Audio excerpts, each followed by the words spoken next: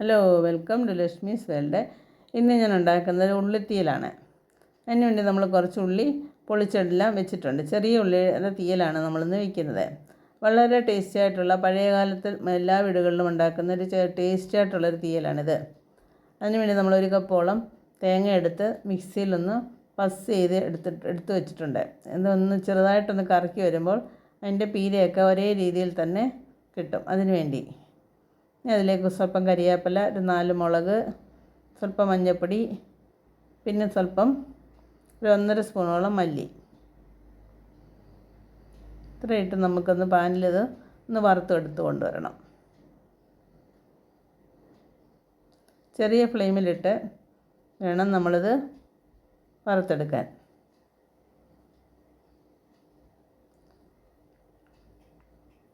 നമ്മൾ തേങ്ങയൊക്കെ മൂത്ത് കിട്ടിയിട്ടുണ്ട്.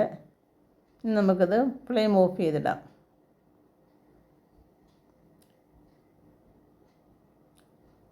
ഒരു മിക്സിയിലാക്കി അത് അരച്ചെടുത്ത് കൊണ്ടുവരണം.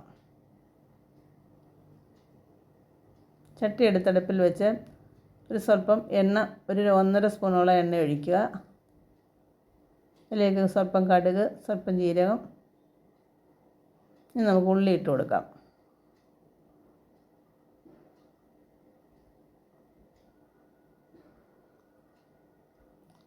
സ്വല്പം കരിവേപ്പിലയും 2 മുളകും കൂടി ചേർത്ത് സ്വല്പം മഞ്ഞൾപ്പൊടിയും സ്വല്പം ഉപ്പും കൂടി ചേർത്ത് കൊടുക്കണം. ഉള്ളി എളുപ്പം ഒന്ന് വഴണ്ടി കിട്ടാൻ വേണ്ടിയാണ് ഇത് ആദ്യം തന്നെ ചേർത്ത് കൊടുക്കുന്നത്. ഈ ഉള്ളി നമ്മൾ വഴറ്റിയെടുത്താൽ മാത്രം മതി. ഒത്തിരി ഒന്നും മൂപ്പിച്ചെടുക്കേണ്ട ആവശ്യമില്ല.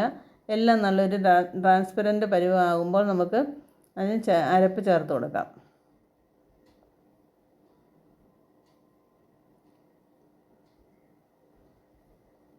ഉള്ളിത്തീയലൊക്കെ എല്ലാവർക്കും ഇഷ്ടപ്പെടുന്നൊരു കറിയാണ്.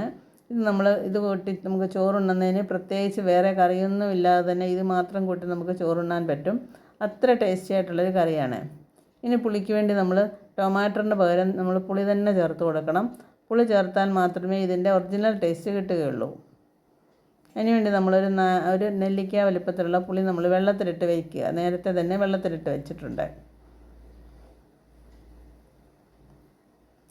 ഉള്ളിയെല്ലാം നല്ലതുപോലെ ഒന്ന് വഴണ്ടി വരുമ്പോഴേക്കും നമുക്കതിൻ്റെ അകത്തേക്ക് പുളി ചേർത്ത് കൊടുക്കണം. ഏകദേശം ഉള്ളിയൊന്ന് വഴണ്ടി വന്നിട്ടുണ്ട്.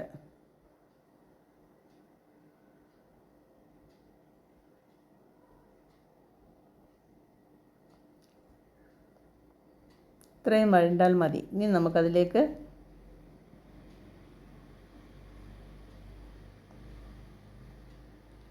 നമ്മൾ തേങ്ങയും അരച്ച് കൊണ്ടുവന്നിട്ടുണ്ട്.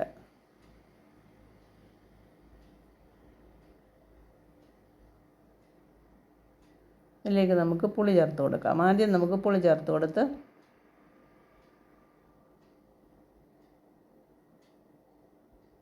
ഉള്ളിയിലൊക്കെ അല്പം ഒന്ന് പുളി പിടിക്കാൻ വേണ്ടിയാണ് ആദ്യം തന്നെ ഇതൊന്ന് ചേർത്ത് കൊടുക്കുന്നത്. എല്ലാം ഒന്ന് മിക്സ് ചെയ്ത് ഒന്ന് തിളച്ച് വരുമ്പോഴത്തേക്ക് നമുക്ക് അരച്ച് വെച്ചിരിക്കുന്ന അരപ്പ് സ്വല്പം ചൂടുവെള്ളത്തിൽ വേണം കലക്കി ഒഴിക്കാൻ.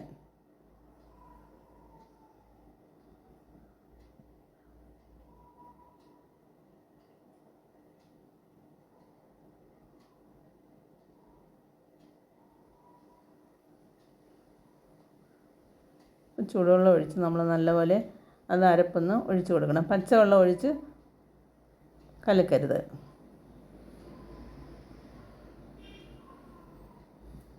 നല്ലതുപോലെ മിക്സ് ചെയ്ത് ഇനി ഈ അരപ്പ് നല്ലപോലെ ഒന്ന് തിളച്ചും ചെറുതായിട്ടൊന്ന് പറ്റുന്ന രീതി ആകുമ്പോഴത്തേക്ക് നമുക്ക് ഓഫ് ചെയ്യാം. എൻ്റെ അരപ്പ് നമുക്ക് എങ്ങനെ നീണ്ടിരിക്കേണ്ട ആവശ്യമുള്ളവർക്ക് അങ്ങനെ തന്നെയും അരപ്പ് നമ്മൾ സ്വല്പം ഒന്ന് കുറുകിയിരിക്കണമെങ്കിൽ അങ്ങനെ കുറുകിയ പരുവാകുന്നത് വരെ നമുക്ക് പറ്റിച്ചെടുക്കാം.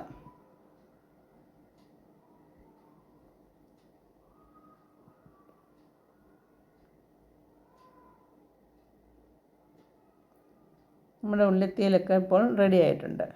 ഓഫ് ചെയ്യാം. വളരെ ടേസ്റ്റി ആയിട്ടുള്ള ഉള്ളിത്തീയൽ റെഡി. ഓക്കേ.